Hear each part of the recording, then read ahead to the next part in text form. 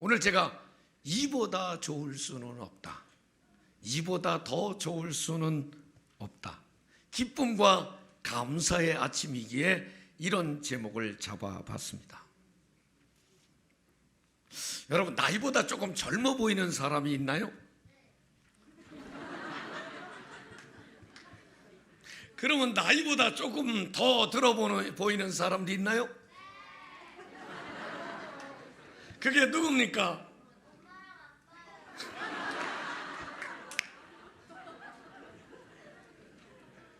아이들의 눈은 정확합니다. 왜냐하면 나이보다 더 들어 보이는 사람은 평소에 잔소리가 많은 사람, 원망이 많고 불평이 많고 짜증이 많고 두려움이 많고 늘 경쟁해서 이겨야 된다고 생각하고 혹시 위선적인 생각을 가지면 나이보다 더 들어 보인다고 그래요. 저는요, 어디 가면 40살이냐고 물어요.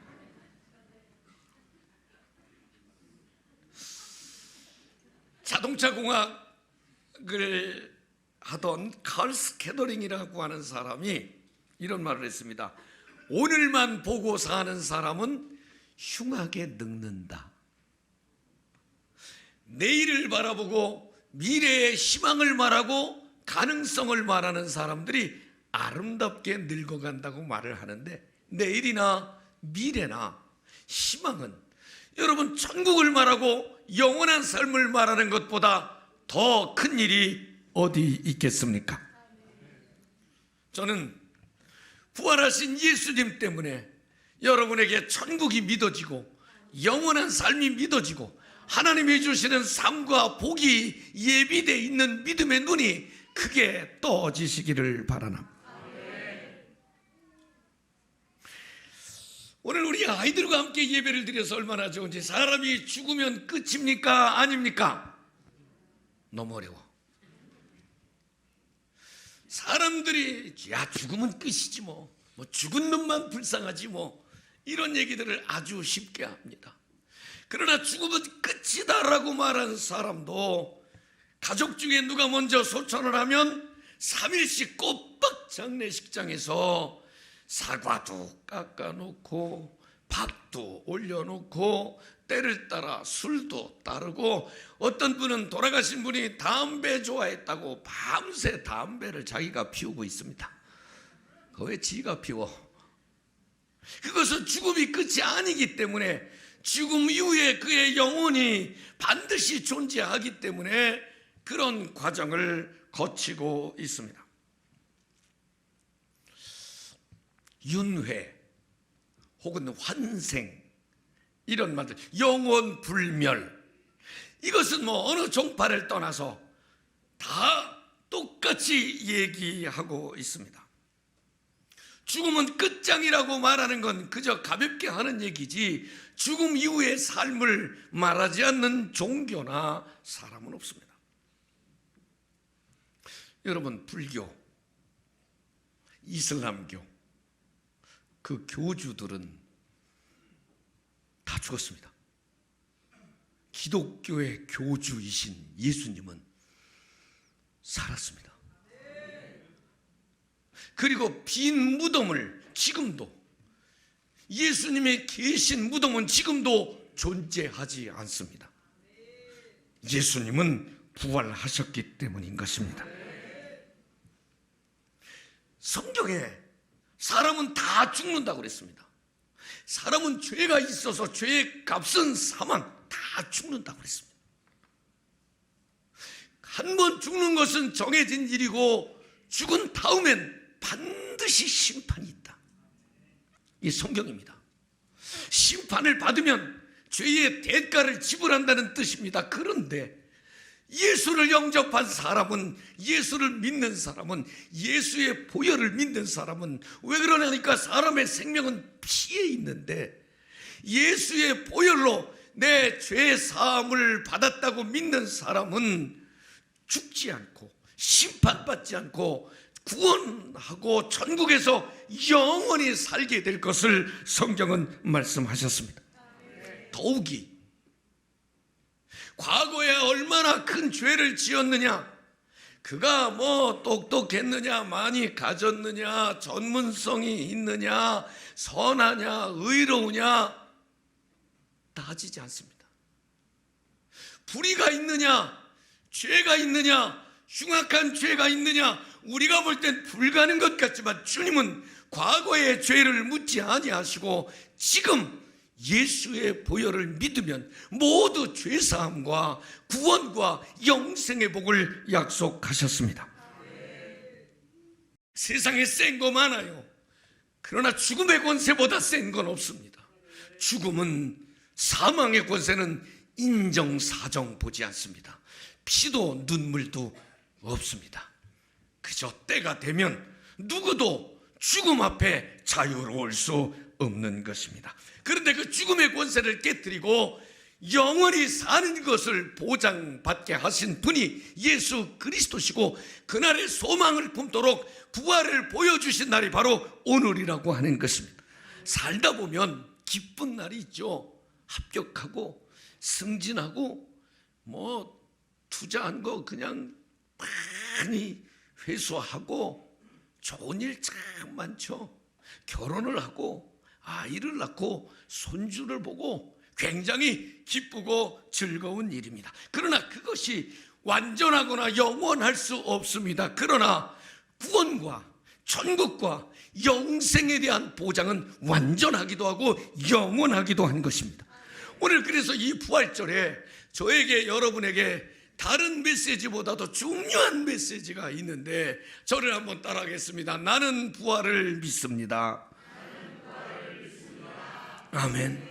오늘 제가 부활을 믿으라는 말은 예수님, 과거 2000년 전에 예수님이 부활하신 것을 믿는 믿음을 근거로, 그것은 예수님이 다시 살아나기 위함이 목적이 아니고 우리를 다시 살리시기 위함이 목적이었으니까 나도 부활할 것을 믿는 믿음의 눈이 열리기를 바랍니다.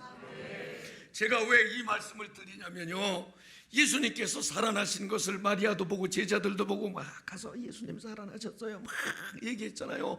오늘 우리 새벽기도 시간에도 그냥 예수님 부활하셨습니다 서로 인사를 막 했어요. 그런데 성경에 보면 이런 말씀이 있습니다. 마가복음 16장 14절, 그 후에 11 제자가 음식 먹을 때에 예수께서 저희에게 나타나사 저희의 믿음 없는 것과 마음이 완악한 것을 꾸짖으시니 이는 자기의 살아난 것을 본 자들의 말을 믿지 아니함일러라.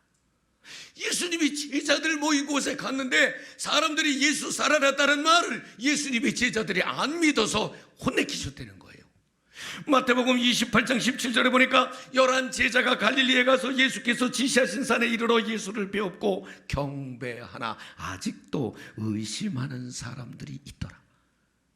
예수님의 제자들 중에서도 어떻게 그럴 수 있어? 3년을 같이 다니면서 예수님께서 나 죽었다가 살아난다, 내가 너희들을 위해서 천국을 예비하고 영원히 살게 하겠다, 그렇게 말씀을 하셨는데, 그리고 실제로 살아나셨는데 제자들이 안 믿었다고 그랬어요. 여러분, 그러니 지금 사람들 안 믿는 거 어떻게 보면 당연한 거 아닙니까? 보고도 안 믿었는데, 듣고도 안 믿었는데, 자기들 현장에서 같이 있었는데도 예수님을 안 믿었는데, 지금 우리가 뭐 예수님 만난 적이 있어, 식사를 한 적이 있어, 커피를 마신 적이 있어, 우리가 저 성경 얘기 듣고 설교 얘기 듣고 이렇게 하는 건데 안 믿는 게 어쩌면 당연한지 몰라요. 저는 그래서 오늘 예수의 부활을 믿자고 하는 말이, 저는 여러분의 믿음이 부활이 됐으면 좋겠어. 예수님을 믿는 믿음이 부활되기를 바라고, 그 믿음의 능력이 부활되기를 바라고, 예수님의 성품, 사랑하고 용서하셨던 예수님의 성품이 우리 안에 부활되기를 바라고, 예수님께서 죽기까지 그 사명을 감당하셨던 것처럼 우리의 사명이 부활되는 아침이 되기를 바랍니다. 그러면 시련도 고난도 얼마든지 이길 수 있지 않겠습니까? 오늘 본문에 보니까 안식구 첫날 가장 먼저 예수님께 향품을 발라드리려고 예수님의 무덤을 찾았던 여인, 겁도 없어. 어떻게 송장 옆에 가? 그런데 무덤은 비어 있었습니다. 천사가 둘이 흰 옷을 입고, 하나는 머리맡에 하나는 발끝에. 마리아가 얘기합니다. 누가 우리 선생님의 시체를 훔쳐갔습니다. 그런데 그때 오늘 성경에 보니까 예수님은 마리아 뒤에 서 계셨다고 그랬습니다. 서 계셨지만 뒤돌아보고도 예수님인 줄 마리아는 몰랐습니다. 여러분, 실제로 예수님 살아나셨는데 그 당시에 경비병들이 가서 보고를 했습니다. 대제사장들에게 가서 보고했습니다. 예수님 시체가 없어졌어요. 우려하던 게 현실이 됐죠. 살아난다 그랬더니 진짜 살아났구나. 큰일 났죠. 자기들이 그게 다 구라라고, 그게 다 뻥이라고, 사기친다고, 신성을 모독한다고 그렇게 몰아서 재판을 해서 죽였는데 없어졌으니 얼마나 힘들어요. 야, 훔쳐갔다고 그래라. 도둑 맞았다 그래라. 돈을 주니까 알았다고. 민심도 흉흉해지기 시작했습니다. 완전 범죄를 그들은 만들었습니다. 훔쳐갔어. 도둑 맞았어. 예수는 누가 송장 가지고 간 거야.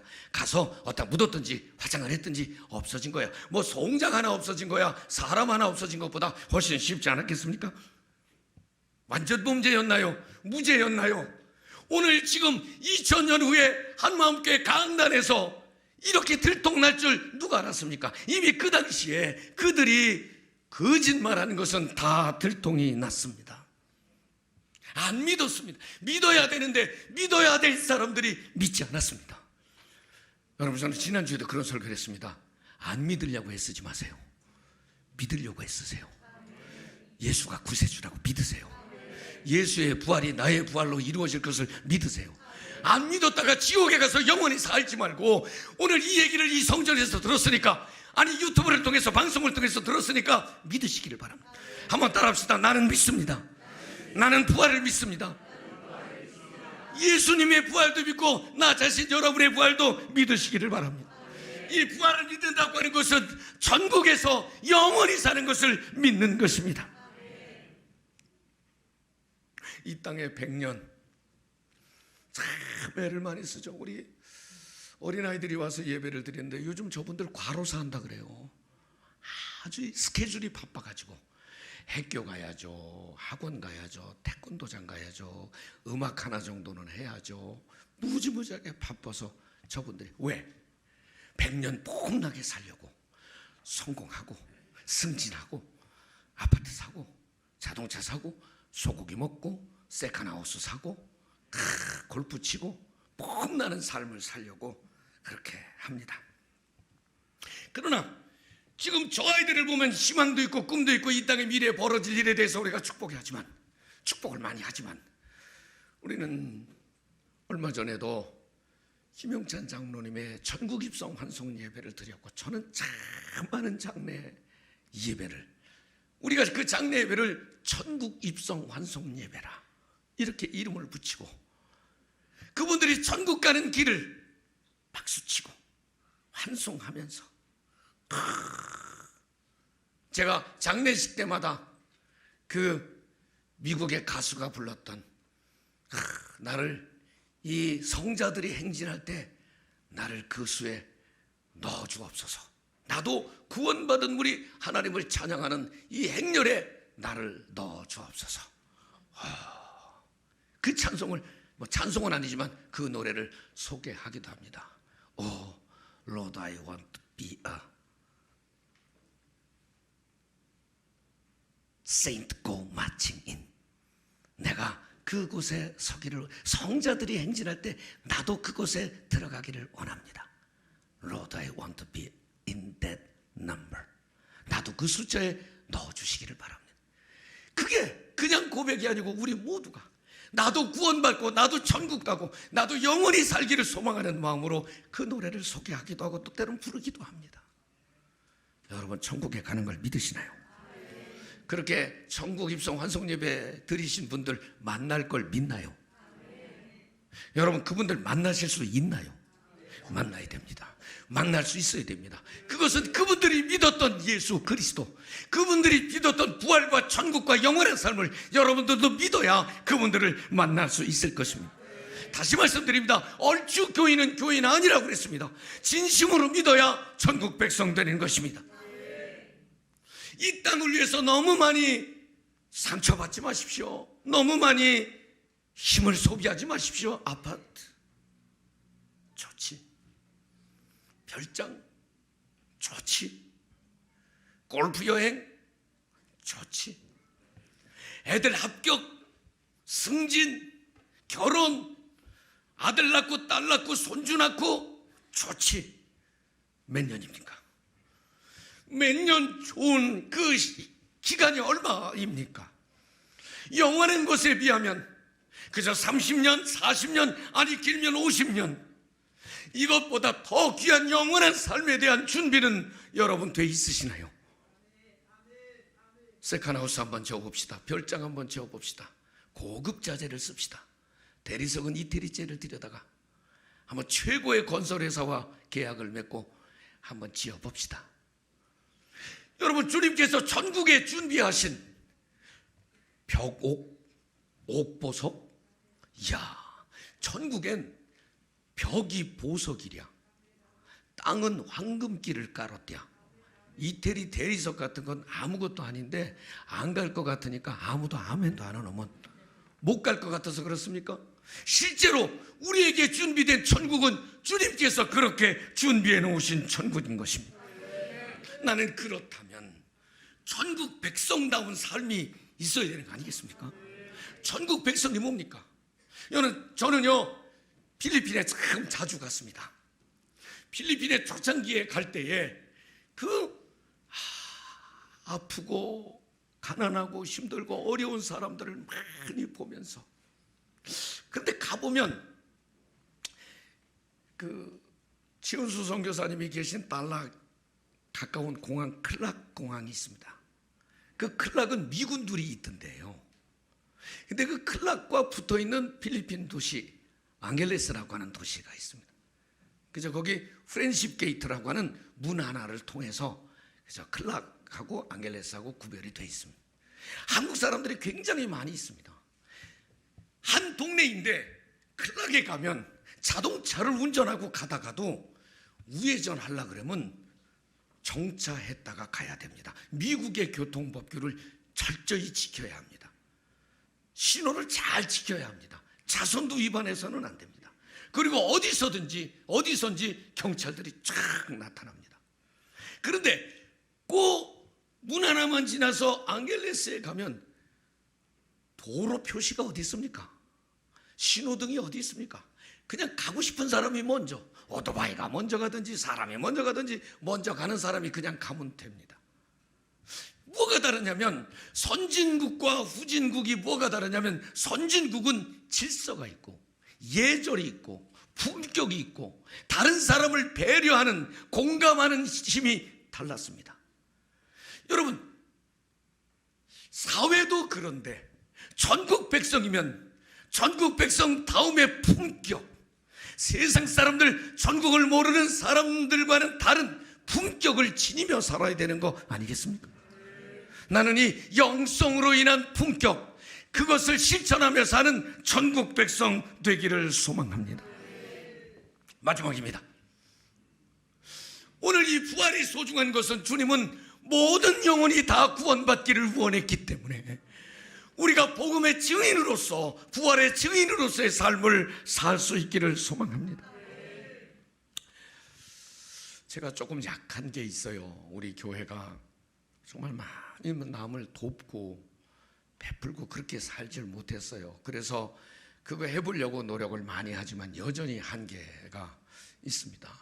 그러나 여러분, 약한 사람, 아픈 사람, 소외된 사람 우리 주변에 많이 있어요. 지금 기준으로 볼 때. 그런데 천국 가면 누가 약한 사람인가요? 누가 아픈 사람인가요? 누가 소외된 사람인가요? 우리는 나사로와 부자에 대한 얘기를 알고 있죠. 천국에서 누가 약자인가요? 거지 나사로는 약자 아닙니다. 구원받은 아브라함의 품에 안긴 사람이었고, 돈이 많은 부자가 약자일 수 있습니다. 지금 약하고 지금 어렵고 지금 힘든 사람들을 위해서 관심을 써야 하는 것, 마땅히 교회가 해야 할 일이지만, 그것이 구원받기 위한 영혼을 살려내야 하는 전국 백성 되게 하는 일보다 우선해서는 안 된다고 하는 것입니다. 영혼을 살려내는 일, 구원받고 천국 가서 영원히 살게 하는 일을 해야 되지 않겠습니까? 오늘 우리가 읽은 성경 조금만 더 읽어 내려가다 보면 예수님께서 제자들에게 드디어 나타나셨습니다. 부활하신 주님이 제자들에게 나타나셨습니다. 제자들은 두려웠습니다. 시체가 훔쳐갔다 그러기도 하고 예수님 계시진 않고 소문나고 자기들은 이미 그 역적의 제자들 아닙니까? 불안하니까 문을 닫고 있었습니다. 그때 예수님께서 짠! 너희에게 평안이 있을지어다 나타나셨습니다. 그리고서는 아버지께서 나를 보내신 것처럼 나도 너희를 보내노라. 아버지께서 나를 보내신 것은 너희를 살리고 영혼을 살리라고 보냈는데 나도 너희를 세상 속에 보내니 영혼을 살려내라. 참 나타나셔서 오늘 우리가 읽은 요한복음 20장 조금만 더 읽어 내려가다 보면 그 말씀이 기록이 되어 있습니다. 그런데 그 자리에 토마가 없었습니다. 다른 제자들이 야 예수님 오셨다고 하셨어. 에이 무슨 소리야. 에이 나는 예수님 못자국 창자국 내가 만져보지 않고 난 못 믿어. 그런데 두 번째 예수님이 나타나셨을 때 그 자리에 토마가 있었습니다. 보자마자 예수님은 토마야, 야 얼마나 내가 그냥 기분이 좋은지. 예수님은 목회를 하셔도 하고 싶은 얘기 그냥 직면해서 너는 지금 보고 믿는다고 그랬니? 내 못자국 창자국 만져봐라. 보고 믿냐? 안 보고 믿는 사람이 복되도다. 거기서 가르쳐 주십니다. 그리고 나를 믿는 사람은 영생을 얻게 될 것이다. 야, 영원히 사는 것 이거 소중하다고 말씀을 하십니다. 세 번째는 요한복음 21장 요한복음 마지막 장에 예수님께서 베드로와 여기 도마와 그리고 세베대의 아들들 다른 제자들이 있을 때에 그때 나타나셨는데 초저녁에 모여서 베드로는 나는 고기 잡으러 가겠다. 그때 예수님이 오셨습니다. 고기를 잡는 베드로 밤이 깊었는데 고기를 못 잡았습니다. 새벽쯤 됐는데 예수님께서 뭐 좀 잡았니? 고기 못 잡았습니다. 그래? 배 오른편에 그물을 좀 내려봐라. 그리고 아침 먹자. 예수님께서 떡을 떼어주시고 생선 좀 가져올래? 그랬더니 베드로가 내렸던 그물을 가서 열어보니 153마리의 고기가 잡혔다고 그랬잖아요. 깜짝 놀랐죠. 참 예수님은 넉살도 좋으셔. 떡도 떼주시고 생선도 구워주시면서. 근데 이제서야 예수님인 걸 알아본 제자들은 몰랐잖아요. 그래서 아는 체를 해야 되나 말아야 되나 막 쭈삣쭈삣 거리고 있을 때 베드로야 네가 나를 사랑하니? 그럼요. 주님 아시잖아요. 창피하잖아. 주님 아시잖아요. 그래 그럼 내 양을 먹여라.